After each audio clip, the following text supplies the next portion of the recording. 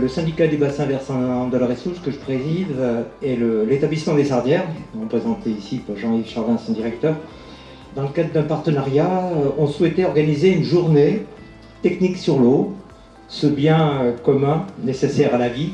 Vous allez découvrir une vingtaine d'acteurs du territoire présents sur le site. D'ailleurs que je remercie vivement de leur présence.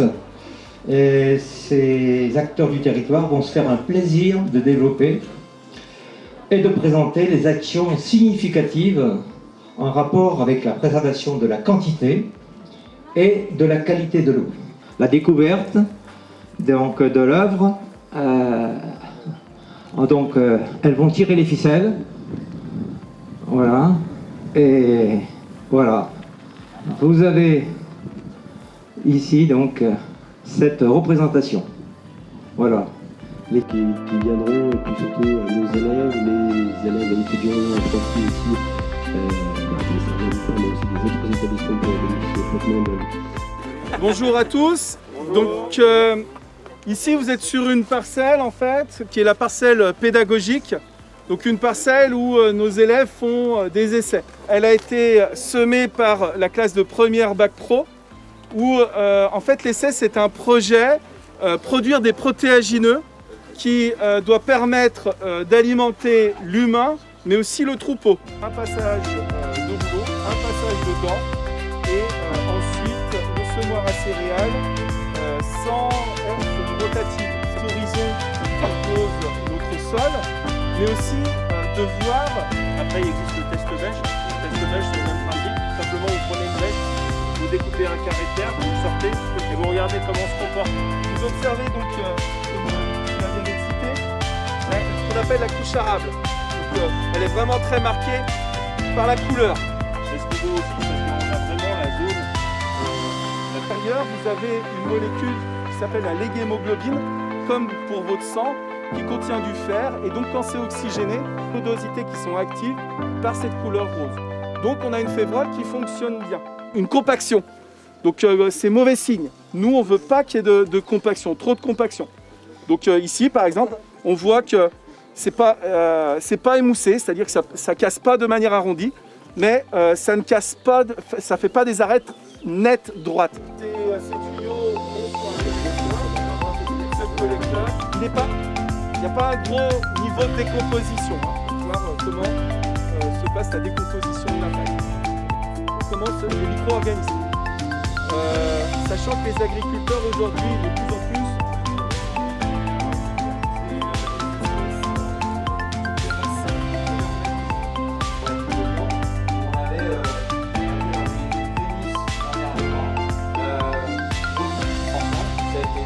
de passer son bâton entre deux fauchages, avec des fauchages relativement hauts, broyage en même temps et avec la matière organique qui reste en place.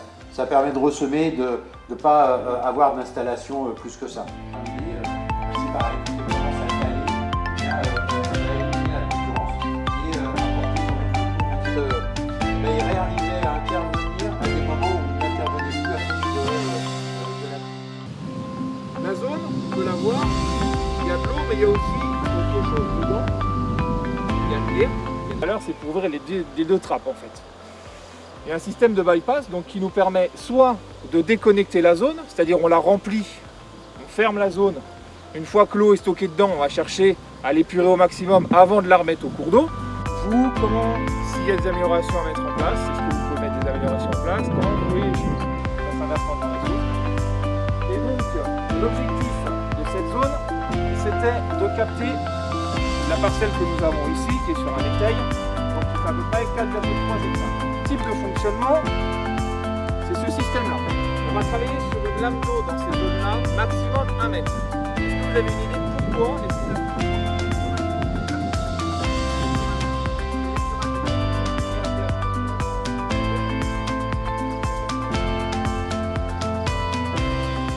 les gènes, par les plantes qui sont présentes, vont limiter l'épuration de cette zone. C'est-à-dire que les bactéries ont besoin, pour casser ces molécules, d'oxygène, pour fonctionner, pour travailler, à part celles qui sont anaérobies, qui n'ont pas besoin d'oxygène.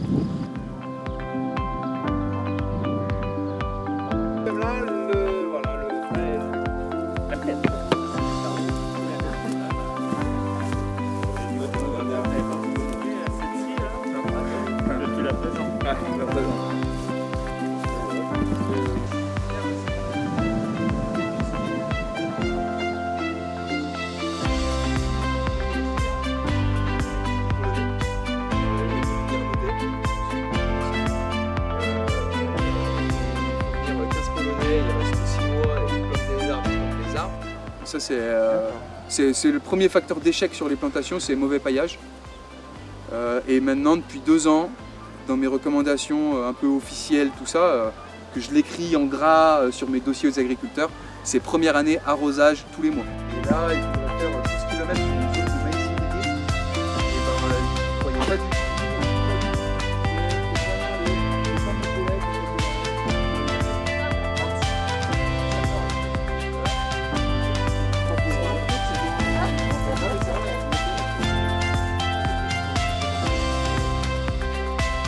Mais tagués en vert, ça devait être les arbres d'avenir.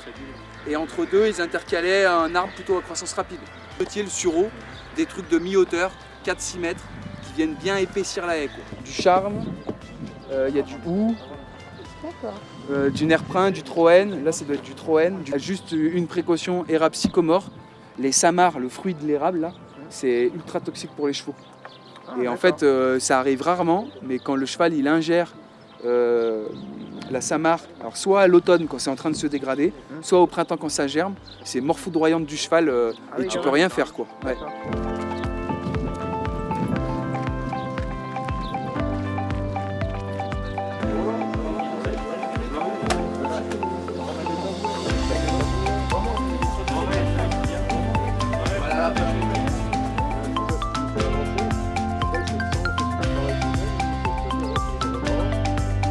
La part d'azote ammoniacal, c'est 30% en fait, en moyenne.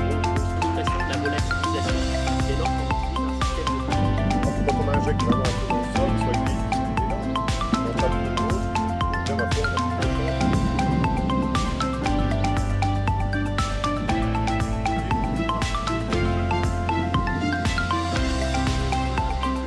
Travaille de manière à épurer le lisier, d'avoir un lisier liquide.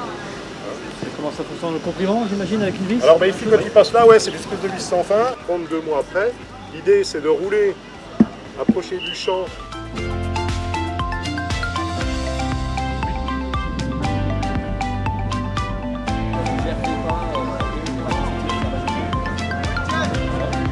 Tous les 3 ans. Ah non, hors prairie. Après, non, mais pour moi, tu mets une prairie réelle par exemple. Ta clôture sont différentes, mais tu sais que tu as la prairie qui vient couper et c'est beaucoup plus facile. Est-ce que c'est des vaches? Est-ce que c'est des graines adventices qui restent en stock grainé longtemps dans le sol?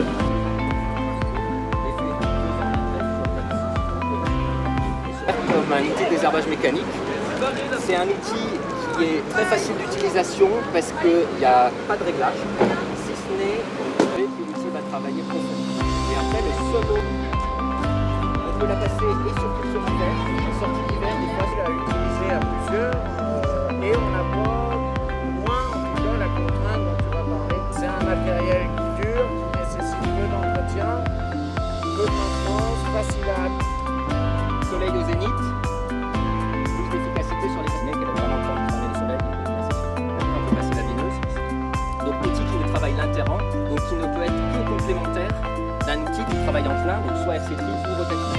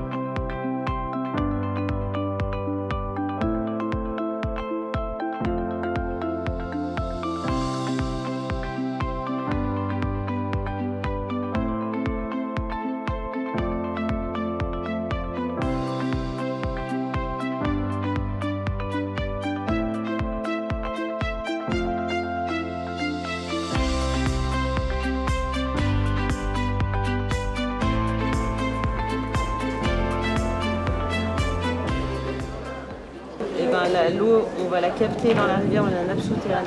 Et après, vous réfléchissez à qu'est-ce qu'on fait une fois qu'on a capté l'eau. Voilà. On va traiter. Voilà, on va la rendre potable. Non mais après, tu voyais les dessins?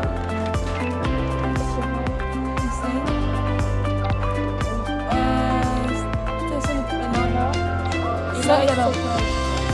Stockage, c'est les châteaux d'eau, vous connaissez les lieux de stockage. Enfin, bon, on a l'air que les autres souterraines, c'est la capitale des bloquettes. Et on est au vigilance pour les autres souterraines.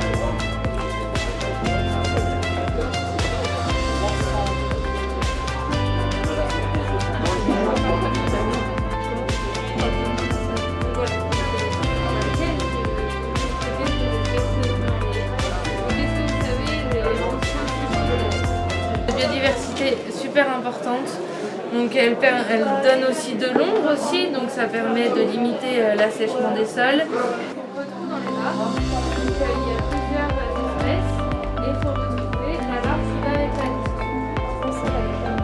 Non, ça je sais que ça se fait bouffer par la grenouille. C'est ça.